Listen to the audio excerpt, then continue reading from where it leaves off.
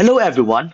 Welcome to our discussion on the broad spectrum of performance and the examination of traditions, forms, and history of theater and performance in the Philippines.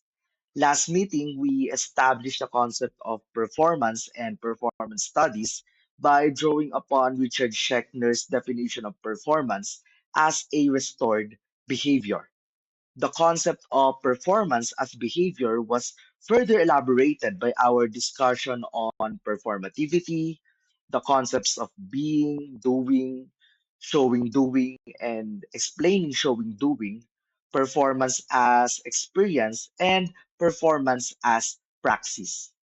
In this lecture, we are going to conceptualize and operationalize the idea of performance as a restored behavior by looking at performance as a spectrum of behavior. One of the most common and at the same time stubborn assumptions of people have about performance is the idea that performance only happens when an actor steps onto a stage or acts under a spotlight or when they are speaking lines from a script or when they are wearing a specific costume. However, in our discussion on the perspective of performance studies, performance is more than that. We look at human behavior itself as performative. In fact, people can't help but perform, displaying and communicating feelings in order either to clarify meaning or um, or be more beautiful or both. So, what does Schechner's mean by codified behavior? Codified behavior or restored behavior is a behavior that is framed, repeated, learned, and shaped. And these actions are usually seen in our performances. Think about how we greet our teachers compared to how we greet our friends. We change our posture, we change our voice, our vocal tone and pitch. We change our language and word choices. In other words, we are actually performing codified social rules. So Schechner points out that performance is governed by varying degrees of self consciousness, both awareness of ourselves and awareness of those who are watching and listening to our behaviors. As a general rule, the more self conscious you are, and the more deliberately you construct behavior for a particular audience, the more you are also doing, um, the more that behavior registers as performing or registers as a performance. While the less self conscious you are, the more that you are doing a daily habit. Parang yung nangyari lang sa first meeting natin or yung sa first activity natin sa class. 'Di ba? We acknowledge our unusual habits or we point out these unusual habits, but we do not usually acknowledge our unusual habits until we become conscious about it when we express it or when we acknowledge it, or if people point that habit to us. However, there are also exceptions in this concept of self consciousness when it comes to the broad spectrum of performance. Schechner points out that trans performing or, or yung parang napoposes ka is beyond performance that is operated within the idea of self consciousness as community members or audiences witness the possessed practitioners or the priests. they become or who are actually completely unaware of their own individual agency, then that performance is neither constructed behavior or nor a manifestation of a daily habit. Now, how do we distinguish between an everyday person doing a habit or doing a task and an actor portraying a specific character in a particular type of performance? So here, Michael Kirby, a scholar on performance studies, defined acting as a deliberate act of feigning, simulating, representing, or impersonating. Kirby argued that acting is not an on and off switch. Rather, it is a spectrum of focused and behaviors designed for showing. The keyword here is showing. If you recall the distinction between being, doing, and showing doing, the act of showing doing falls under the realm of performance or in the realm of performing. So Kirby's model of non-acting to acting continuum deals with five stages. First is non-matrix performing, second is symbolized matrix, third is received acting, fourth is simple acting, and then fifth is complex acting. Let's look at this continuum sa context ng siguro ng senakulo. So, sa senakulo, 'di ba, merong mga characters doon, si Jesus na nagbubuhat ng krus, pinapako siya sa krus, nandun si Poncio Pilato, merong mga Roman soldiers, may mga messengers sa performance na yon. So in non-matrix acting, we are actually doing an on-stage task without pretending to be a character or inhabiting or a fictional setting. Basically, isa tayong stagehand or parang nasa production crew tayo. And ang task natin is i-adjust yung microphone o kaya ilagay yung mga props sa mga proper places during the scene. While in the symbolized matrix, the performer does not act or pretend, but the costume, the set, or the situation frames them as part of the scene or frames you as part of the scene. You can be a local person walking in the procession, carrying a cross or carrying a lantern, 'di ba? Or baka ikaw yung bata na na nakikilakad ka lang. You are not in character, you are not feigning or representing a specific identity, but your actions and the solemn setting of the cenaculo frame your presence symbolically. In received acting, you, as the performer, does simple natural actions, but the audience projects a full character onto you due to the costume that you wear or the attire that you wear and the narrative context that you represent. Maybe your character is a town councilor dressed in Roman armor who simply sits. Nakaupo ka lang or siguro nag-aabang ka lang dun sa nag-aabang ka lang dun sa puntod ni Jesus. You are not active in psychological acting. You are not doing anything. You're not engaging in dialogue.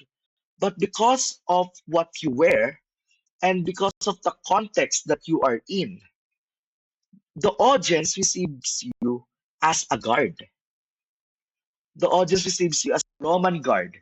Maybe Roman guard ka ni Poncio Pilato. Sa simple acting naman, the performer enacts a true line of simulated behavior.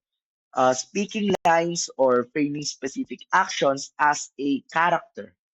Here, you are an actor dressed as a Roman messenger who goes into the town plaza.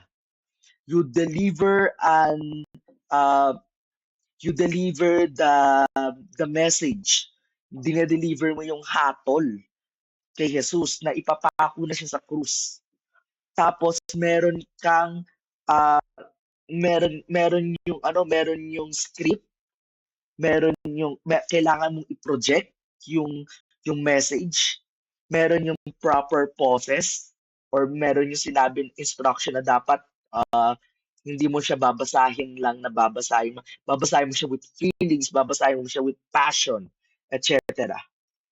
May entrance ka, may exit ka din sa ginagawa mo. In other words, you are simulating the role functionally without complex interior psychology. That is what you do in simple acting. Hindi pa gano'n kalalim yung ginagawa mo, pero meron ka ng binabasang script. Parang sa mga extra, no? Yung extra na may mga lines. Nagbibigay lang sila ng lines, tapos later, hindi mo na sila makikita the next episode. Kasi ang rule lang nila ay may sabihin lang silang line na, ano, ma, may nahulog. O kaya, tulong, tulong, tulungan niyo po kami. Tapos, wala ka na. After next scene, ano ka na, babush ka na. But in complex acting, the performer projects a full range of layered psychological, physical, and emotional behavior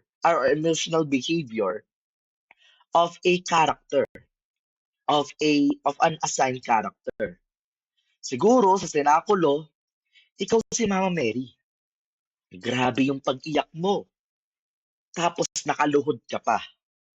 And while you are crying, while you are wailing, as Mama Mary, you are also embodying a of uh, maternal grief and anguish of the Pieta. 'Di ba? Yung binaba na si Jesus, hawak-hawak mo na siya bilang Mama Mary. 'Di ba? Hawak-hawak mo na si Jesus, umiiyak ka, and you cry through your nuanced vocal and emotional characterization. You are crying, you are saying a specific line, you are doing a dialogue, or you are doing a monologue because you have motivation. Meron ka ng may layers na. Meron ng added dimension, hindi ka lang parang flat na character na nagkaroon ng lines. And that is what Kirby is talking about the complex acting. If you will see in this continuum, notice how we have moved from pure behavioral action into an action with deep representation. Here, Kirby shows us uh, that the line between just doing something and acting is permeable. So if Kirby maps the spectrum of the actor's behavior, si Schechner naman maps the spectrum of performance into a spectrum of human cultural activities. Schechner's performance continuum expands the definition of performance beyond the conventional stage plays by mapping the full range of human expressive and codified behavior. Here, Schechner conceptualizes this broad spectrum in two complementary ways. So, first figure is that uh, it is a performance is a linear continuum or a polar model in which uh, the categories of play and ritual sit at the opposite ends of the spectrum. Play represents spontaneity, open-endedness, flexible rules, and low consequence, while ritual represents strict codification, rigid repetition, tradition, and profound sacred or social consequences. The second figure or the second model is a permeating continuum or a matrix model. Rather than existing solely as endpoints, yung play and ritual are foundational forces that underlie and permeate all other performance categories such as yung games, yung sports, yung popular entertainment, yung arts, and yung daily life. So every human performance balances the improvisational impulse of play with the structured, repetitive nature of ritual. In other words, itong mga games, sports, popular entertainment, arts, daily life ay both play and also both ritual. So, tingnan natin yung yung iba't ibang mga categories. So, sa play, spontaneous, voluntary, make-believe na activity with flexible boundaries and flexible rules, and wala naman siyang strictly enforced na outcome. So kung titingnan natin yung games, it's actually a structured play with formalized rules, with sometimes equal starting conditions, and meron ding notion ng ano ba ang ano ba yung success, ano rin yung failure. Sa sports, mas codified siya. It's a codified physical contest with institutional governance with defined spaces. So for example, may basketball court, may isang soccer field, may pickleball court, tapos may mga bawat lines pa yan. 'Di ba? Bawal kang pumasok sa ganitong line kasi ma-out ka. And then, there's also spectators or defined na spectators. Sa popular entertainment, nandyan yung mass appeal, market-driven na events na dinedesign primarily for amusement or yun nga, yung entertainment or yung mga aesthetic na sinasabi natin. Sa arts, so arts are deliberately framed aesthetic expressions and dramatic representations. Sa bawat art, meron kang discipline na pinapakita. So, for example, you're on the theater discipline. So, what you are doing is yung mga theater performances. You are in a dance discipline. Tapos sa dance, may iba't iba pang disciplines. May classical or ballet, meron din contemporary, 'di ba? Merong hip-hop, merong folk dance. At iba-iba rin yung ano doon, iba-iba rin yung mga codified performances na lumalabas doon. Sa daily life, meron kang codified social interactions, meron kang professional decorum, meron kang particular greetings na kailangan mong gawin. Meron kang mga expected norms or behaviors.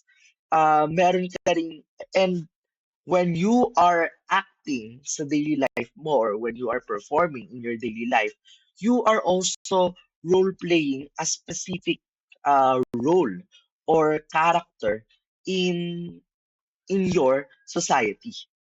While sa ritual, it is a sacred or secular ceremonial act that uh, accomplishes a transformation when it comes to status, when it comes to environment, or even sa spiritual order. For example, may mga rituals such as weddings. So, nagkakaroon ng transfer sa status or change sa status mo from single, married ka na. Or siguro yung mga rituals ah, na na parang nag-e-enable sa'yo or nagsasabi sa'yo na ano ka na, isa ka ng binata or isa ka ng dalaga. So there are these traditions, these rituals are highly codified so that it will represent a particular transformation or will represent a particular environment, and this environment have rules. So according to Schechner, no performance is purely um, efficacious or siguro purely effective or practical or purely entertaining. Walang ganun daw na performance sinasabi ni Schechner according sa kanyang model. Religious ritual gaya ng siguro kanina sa example natin yung senakulo o kaya yung mga um, harvest rituals or yung mga performances na ginagawa during harvest ng mga indigenous peoples still carries elements of spectacle, of entertainment, and yung theatrical, but also meron rin niyang pinapakitang political and practical na na transformation sa society or sa group na yan. So it functions as a play, it also functions as a ritual as well. Now, let's keep those models in mind, yung models ng non-acting to acting continuum and yung broad spectrum of performance ng play and ritual ni Schechner. Because we are going to use these two lenses to examine and to trace the evolution of Philippine theater traditions. Philippine theater is influenced by indigenous practices, colonial encounters, specifically or particularly dun sa Spanish and American colonial periods, anti-colonial resistance, and contemporary forms of performance. So here we will examine how each historical phase is interpreted in the broad spectrum of performance. So let's start with indigenous theater traditions or indigenous performances. Long before the arrival and colonization of Spaniards, Philippine indigenous communities engaged in performances rooted in rituals, mimetic dances, and traditions or customs. We call these performances as proto-drama. So proto-drama usually represents life cycle events such as yung birth, baptism, circumcision, yung first menstruation, courtship, weddings, illnesses, and deaths. And that is why, kung mapapansin niyo, especially dito sa Cordilleran culture, no, merong mga rituals or merong mga performances na ginagawa usually kapag may birthday o kaya pag may patay, may ginagawang ritual. Meron ding courtship dances, 'di ba? Merong wedding dances. And merong ring rituals kapag may sakit yung isang tao.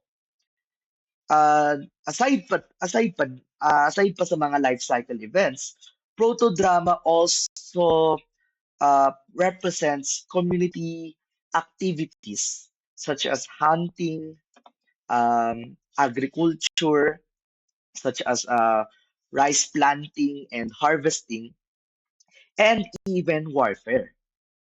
Balik ulit tayo sa Cordilleran context. May mga war dance, may mga chants when it comes to harvesting or hunting. Meron ding mga performances when it comes uh, to hunting and sa mga agricultural practices. So, take note that proto-drama performances were not commercial entertainments. Hindi yun yung context niya. Siguro sa ngayon, we may now see these performances in tourist sites such as dun sa Igorot Stone Kingdom or sa Tamawan Village or sa Mines View or kung saan man, or see them perform in commercial or for commercial purposes. 'Di ba? Parang hinahire natin sila para mag-perform sila sa isang event, especially dito sa Baguio. Their performance, which actually mimics the environment around them, and that is why ganun yung mga performance nila, 'di ba? Kapag nagtataas sila ng kamay or meron silang ginagawang action, meron silang ginagayang hayop or meron silang ginagayang specific na movements. These performances were integrated directly into the practices of their community, the development of their material culture, and the development of spiritual and communal harmony, which binds the community to work for the common good. So, mapping this tradition in Schechner and Kirby's perspectives, these performances lean heavily toward rituals. It is also a range of non-matrix performance to symbolize matrix performance. Yung babaylan or yung mumbaki na nagcha-chant over an offering or nagpa-perform ng isang ritual is not pretending to be someone else. They are acting as themselves. Sila bilang mumbaki at sila ay mumbaki. Sila bilang babaylan, sila ay babaylan. They are functioning as priests as spiritual priests. They are functioning as a conduit between the spiritual world and the physical world. So, when Spaniards came and colonized our lands, performance was systemically utilized as a tool for Christianization and Pueblo settlement. So, tinanggal nila yung mga villages ng mga natives, ng mga indigenous peoples. And then pinalitan nila ito ng mga pueblo na kung saan, 'di ba, may sentro, may plaza. Tapos, yung gitna ng plaza ay yung simbahan. Kung hindi yung simbahan, yung town hall. O kaya magkatapat lang yan. Nandito yung simbahan, nandito yung simbahan, tapos nasa kabila naman yung town hall. So, the Spanish regime introduced and popularized various types of secular and religious plays. So secular plays such as yung Moro-Moro o yung reenactment ng mga laban between Christians and Muslims. And syempre dahil nga Spanish ang nag-introduce, ang laging nananalo sa reenactment ay mga Christians. And these secular plays were usually staged to celebrate town fiestas, while religious plays, gaya ng senakulo, were usually mounted to highlight important Catholic liturgical feasts, gaya ng Lent, doon nga sa senakulo, Christmas, or Easter. So, as urban culture shifted in the late 19th and 20th centuries during the Spanish period, we also saw the rise of the drama romantico or yung melodrama, yung drama comico or yung komedya or comedy, and drama simbolico or allegorical allegorical and anti-colonial drama.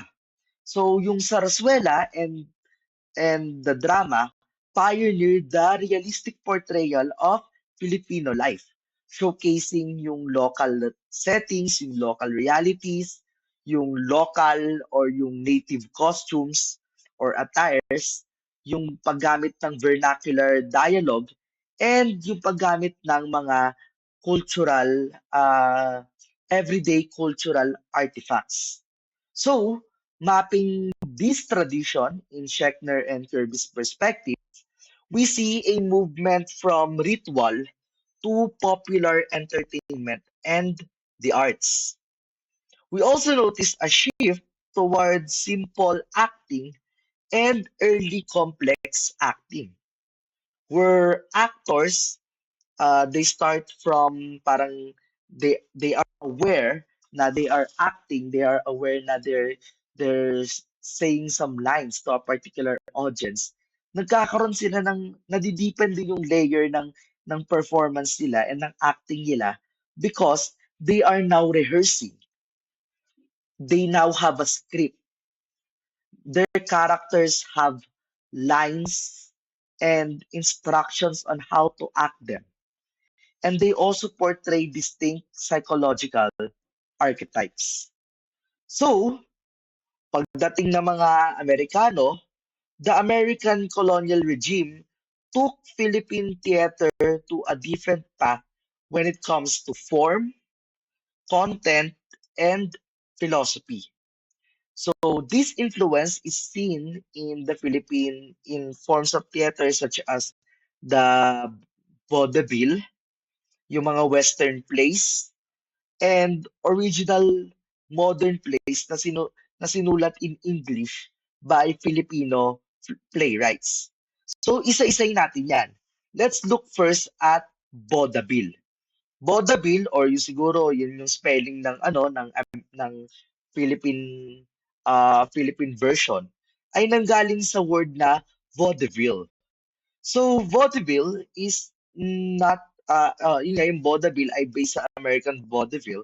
Pero yung vaudeville sa Amerika ay para siyang ASAP or para siyang isang variety show. It is a set of songs, dance, comedy, circus, so may mga magicians, may mga clowns, may kumakain ng apoy, may umaapak sa pako, 'di ba? May mga gumagawa ng mga iba't ibang circus acts. It was pure popular entertainment. And it's coming from the context of the US. And that is why, because it's coming from the context of the US, and it is also parang they call it pure entertainment, they carry very little Filipino indigenous content sa mga performances na ito. Costume pa lang, very Americanized na. Language pa lang, very Americanized na. And yung mga forms of performances and yung definition nila of performance ay very Americanized din. Another form of performance that emerged during the American colonial period is Western drama as legitimate theater. So, the American educational system introduced Western canonical plays. Siguro, dyan nila pinapasok si Shakespeare. Diyan na yung idea ng Broadway. And that leads to teaching Filipinos that English language or yung drama written and performed in the English language are the standard of artistic merit. Therefore, yung tingin natin sa aesthetics, yung tingin natin sa isang artistic quality ay based na sa Western form of performance. And Western drama is highly influenced by the elocutionary movement. Again, ano ang in-emphasize sa elocutionary movement? Yung delivery. Dapat meron kang specific gestures na pinapakita. Sa delivery mo, dapat meron kang proper pronunciation, proper grammar, proper standardized everything. And because malaki ang contribution at ng influence ng American system of education sa ating bansa, malaki rin ang emphasis sa elocution or delivery. Malaki rin ang especially when it comes to performances. How do people judge yung performances? If based on their own theatricality, 'di ba? Dapat magaganda ang mga costumes. Meron akong na-attendan o meron akong pinuntahang isang parang theater competition. Tapos, isa sa mga criteria na binigay nila ay separate criteria 'yon. Ay pagdating sa set design and costumes. Ang laki pala ng emphasis nila doon. Like, iniisip ko, paano kung tsaka naman yung content, maganda yung set design? Well, we have to give credit for that. Yun ang sinasabi nila. But I noticed that these things are actually influenced by the American system of education, by the American society, and the elocutionary movement. And this is why most of us have a notion of performance as entertainment or an elocutionary art. On the other hand, as the Filipinos were becoming more equipped with many dramatic theories and styles that opened them to growth, that later expanded their horizons for theatrical expressions of their own work. They also eventually enabled uh, us and encourage us to write and stage plays that represent Philippine realities with greater effectivity and greater fidelity. Although, dito, sinusulat pa rin naman nila yung mga plays in English. But during the Japanese occupation, because banned ang American culture and art, ang nangyayari yung vaudeville, nag-merge siya sa dramatic plays, nagkaroon ng isang hybrid na performance na tinatawag nating stage shows. These stage shows indigenized rapidly, and it also were used to embed yung mga messages ng mga guerrilla fighters natin nung time na yan. And at the same time, it also theater or yung mga stage shows were also used for anti-fascist messages and for political satire in order to encourage the Filipino resistance during the Japanese occupation. Simultaneously, uh, theater artists, especially those who are equipped with Western dramatic theories, gained the formal tools to dramatize Philippine realities with greater fidelity. So, mapping this tradition in Schechner and Kirby's perspectives, we see vaudeville sitting squarely under popular entertainment and play. Vaudeville also vaudeville acts rely rely on non-matrix to simple acting. Lumalabas yan sa mga dancers, lumalabas yan sa mga singers, lumalabas yan sa mga comedians. Meanwhile, yung Western drama, it sits under the arts. And Western plays demand complex acting or yung realistic na psychological embodiment. So, pagdating nung 1960s, after ng war, post-war period na, even pagdating ng martial law, Philippine theater underwent a radical transformation. So here, Filipino artists shifted from staging plays in English into translating Western classics like Shakespeare into the Filipino language in order to connect with the broader mass audiences. But even as the translations and adaptations multiplied, Filipino playwrights continued to produce original works in English. So, yun yung impact ng Anglo-American tradition when it comes dun sa contemporary Philippine theater. And because our our form of performance that we do now in the contemporary period are heavily shaped and influenced by Western ideologies, di ba? Um, Filipino playwrights created plays that were cast mainly in the style of Western realism, which sought to move the audience towards empathy with its well-rounded flesh and blood characters. Malaki yung importance ng character development pagdating sa production ng contemporary Philippine theater. So, while Western psychological realism emphasized empathy for well-rounded individual characters, pagdating ng martial law, biglang nagkaroon ng shift pagdating sa paano tayo nagte-theater.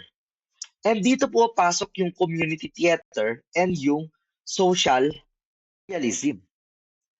Here, the majority of theater artists in Manila and in uh, the regions in the Philippines decide to create plays that tackle the social, economic, and political issues under the Marcos Sr. regime, as they use theater to create an impact to the masses. And in order to avoid or circumvent state sponsorship, theater groups like yung PETA, which is na established nung time na yan, and yung mga community theater collectives. So, for example, UP Repertory Company sa Diliman, even yung Tabak Baguio, dito sa Baguio, ginagamit to to fight against martial law and the Marcos regime. So here, theater groups or community theater groups broke the fourth wall through their performances. They used folk tales, they use folklore, they use historical allegory, they use a mime, they use dance, they use songs. Sinasabi nga nila yun yung parang sayaw, tula at awit. Minsan yung iba sayawit lang. And at the same time, yung mga stylized na props. They use those things to agitate, to educate, and also to mobilize audiences against the Marcos dictatorship. So, after the Marcos Sr. regime, cultural institutions like the Cultural Center of the Philippines or CCP, which by the way ay na-create in order to legitimize the cultural power of the Marcoses. So, CCP, pagdating ng after ng martial law period, after ng Marcos regime, CCP and other national art institutions uh, focus on or refocus their purpose towards Philippinization, which mandates to prioritize original Filipino scripts, original Filipino artists, democratize access across various socioeconomic sectors, and decentralize theater production into regional artistic centers.